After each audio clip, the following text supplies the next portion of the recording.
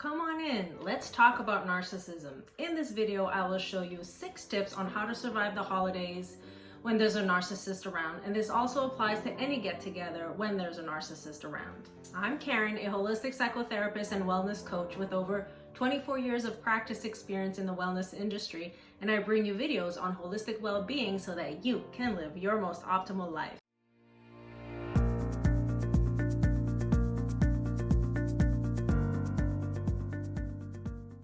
And if you're wondering if a person is a narcissist or not, stick around to the end of this video because I will reveal to you a surefire way that's really easy to find out if someone is a narcissist or not. If you're in a relationship with a person who is a narcissist, I do invite you to go into the description box below this video where there's a link to an article that I wrote about how to survive and heal from the damaging effects of a relationship with a narcissist. So do go ahead and check that out. Though narcissism or narcissistic personality disorder only affects about 6.2% of the US population, it does affect more men than women, and so I do see more women in my office reeling from the effects of this kind of relationship. And this holiday, I want you to be well equipped for how to deal with a narcissist if you have a narcissist in the family. This video is for you if you're not in a relationship with a narcissist. If you are in a relationship with a narcissist, I do invite you to check out this article. Make no mistake, narcissism is a personality disorder. It's a character defect that is enduring. It's this pattern of thought and behavior that does not change much over time. So don't fool yourself into thinking that they will change over time. The odds are that they won't change. They are how they are, and that's it. In a nutshell, a narcissist person is a very self-absorbed person, a person who lacks empathy and who exploits others for their own personal gain. As well, they require a lot of admiration and they see themselves as having this grandiose sense of self-importance. The odd thing is that they really don't love themselves. They love the idealized version of themselves, which they think they embody. So they really love the image of themselves and they will guard that image at all costs. Because a narcissist has a shame-based self-image, they employ destructive defense mechanism in relationships to avoid feeling this shame at all costs. And here is a quick rundown of the most often used destructive ways of coping that narcissists use to avoid feeling shame in relationships. And don't be fooled about it. This leaves you as a person receiving this feeling very hurt and in need of repair. And the first one is manipulation. This is when the narcissist twists your words or plays on your emotions in a sneaky way to get what they want out of you. And the second is emotional blackmail, and this can look like threats, intimidation, or punishment. And it's a form of manipulation that leaves you feeling fear, guilt, or obligation. The third way that narcissists use in relationships is gaslighting, a form of emotional abuse that intentionally makes you question or doubt your own reality, your own thoughts, your own feelings, your own experiences, and or that you're mentally incompetent. You begin kind of wondering, am I crazy? The fourth way narcissists use is competition, which is competing for you and one-upping you to always be on top of everything.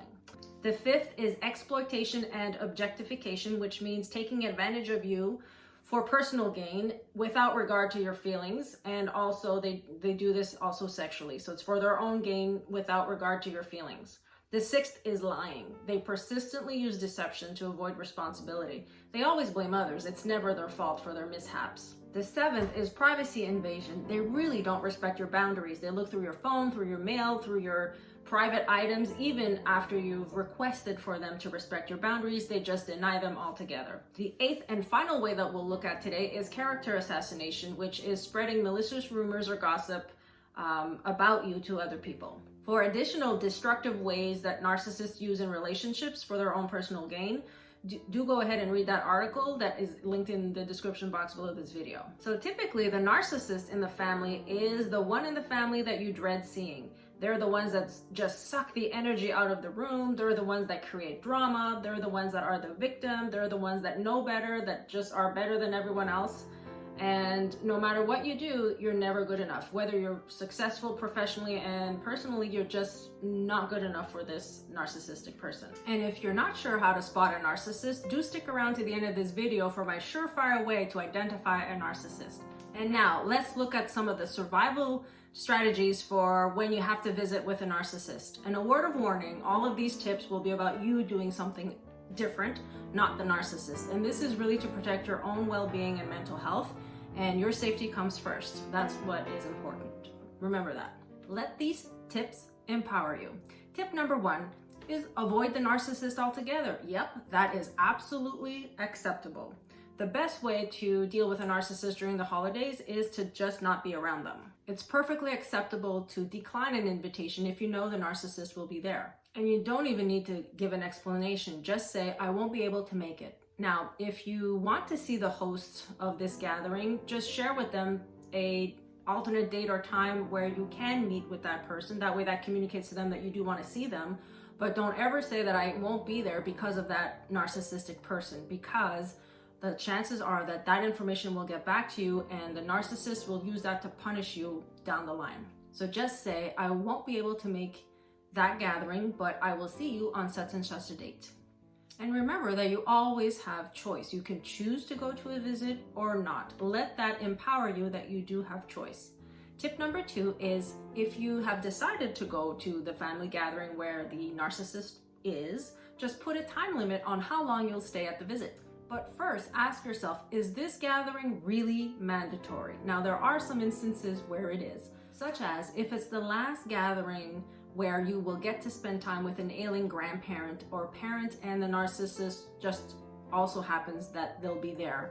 That's one of the times where you might want to choose to go to the gathering. Or let's say you own a family business and there are other family members in the business, and not attending the family employee party will actually affect your employees.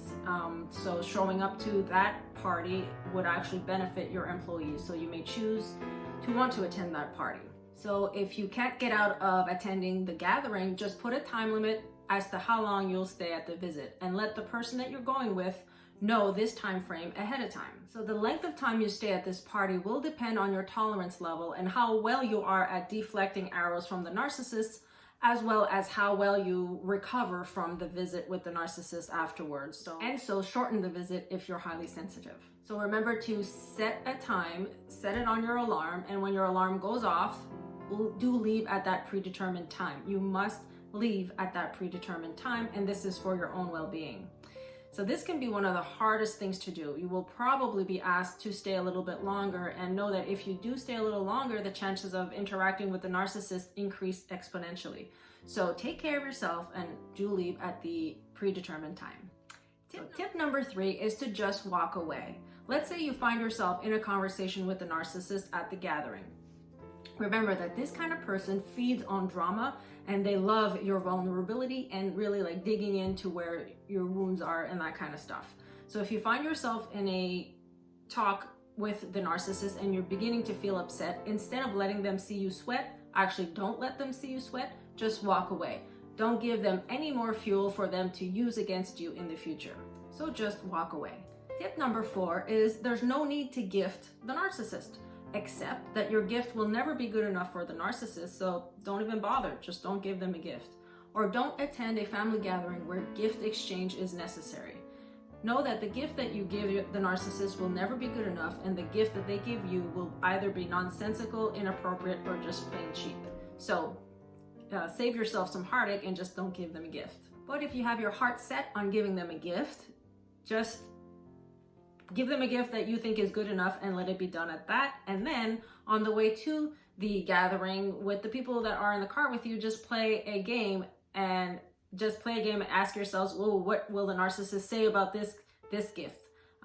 Just make it a little bit entertaining. And again, this is for your own mental health and your own well-being. So remember, the narcissist doesn't really care what you think. And so go ahead and have a little bit of fun about the gift giving. Tip number 5 is not to let your guard down. Perhaps you've thought that recently the narcissist was on their best behavior and that you can forget about your own survival around the narcissist. Don't be fooled, their behavior has not changed. Don't be fooled because you think that they have changed. Actually, they have not changed. Actually, what you've seen is most likely the calm before the storm. Holidays bring out the worst in narcissists, and so what you're experiencing is just probably a little calmness before the storm. The holidays are especially hard on narcissists. They can't stand other people enjoying themselves, so they actually will try to make you feel bad if you're enjoying yourselves. And they also don't like the focus being away from them. So what should be fun, like watching the grandchildren open Christmas gifts is actually really, really hard on a narcissist because the attention is not on them, and so it will actually bring out the worst in them. Just be prepared with these 6 tips so that you're well prepared for visiting with a narcissist during the holidays. Don't let your guard down, and don't be fooled into thinking that all is well. And the 6th and final tip is to be extra gentle on yourself or to yourself during the holiday. Self-care is an absolute must during the holidays, especially if there's a narcissist in the family. Taking the time every day to do something fun or be visiting with people who are psychologically sound will lift you up and just make the holidays a little bit easier for you. If you're not sure about how to engage in self-care, do check out my 4-week program, my 4-week self-care program that shows you in depth how to take care of yourself, and the link will be found below this video. But most importantly, forgive yourself. You have every right to be upset at the narcissistic person.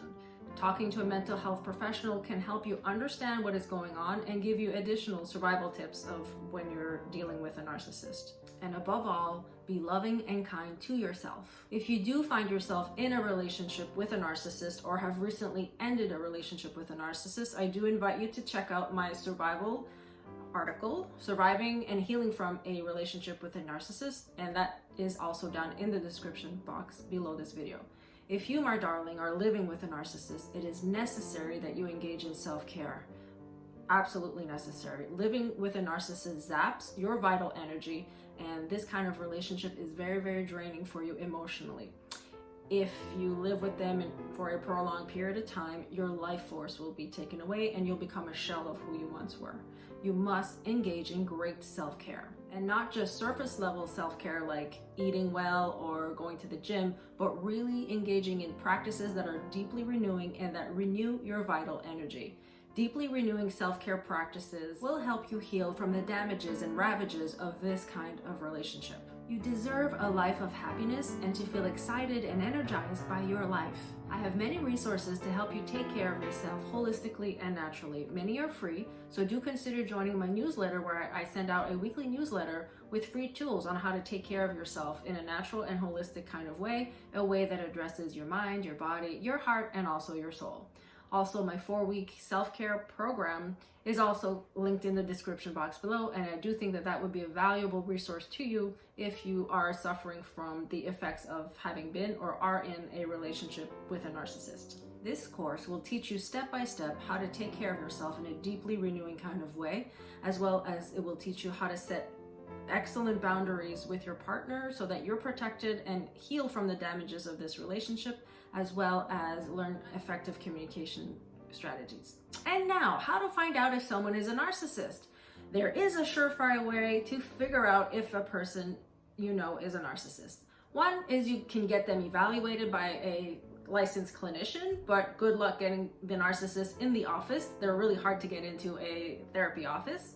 And the second one is you can administer the 40-item questionnaire called the NPI, which is the Narcissistic Personality Inventory, or you can ask them one simple question. Dum, dum, dum, dum. What is this magical question? The magical question is, are you a narcissist? Just simply ask them, are you a narcissist? Research does show that this one question correlates positively with the 40-item NPI questionnaire, which means that this question is just as good at identifying narcissism as the 40-item questionnaire. So go ahead, ask the question, are you a narcissist? Now you know 6 tips on how to survive and take care of yourself during the holidays when there's a narcissist around, or at any get-together when there's a narcissist around. If you like this video, do consider giving it a thumbs up and subscribing to my channel. And for more free information on holistic wellness and how to deal with health and wellness all naturally, do subscribe to my newsletter by checking out the description box below this video. And also do check out that article on how to survive and heal from a relationship with a narcissist. So happy holidays, and do consider sharing this video with someone who is dealing with a narcissist. Thanks for watching. Because a narcissist has a shame-based self-image, excuse me, say that again. And here is a quick run.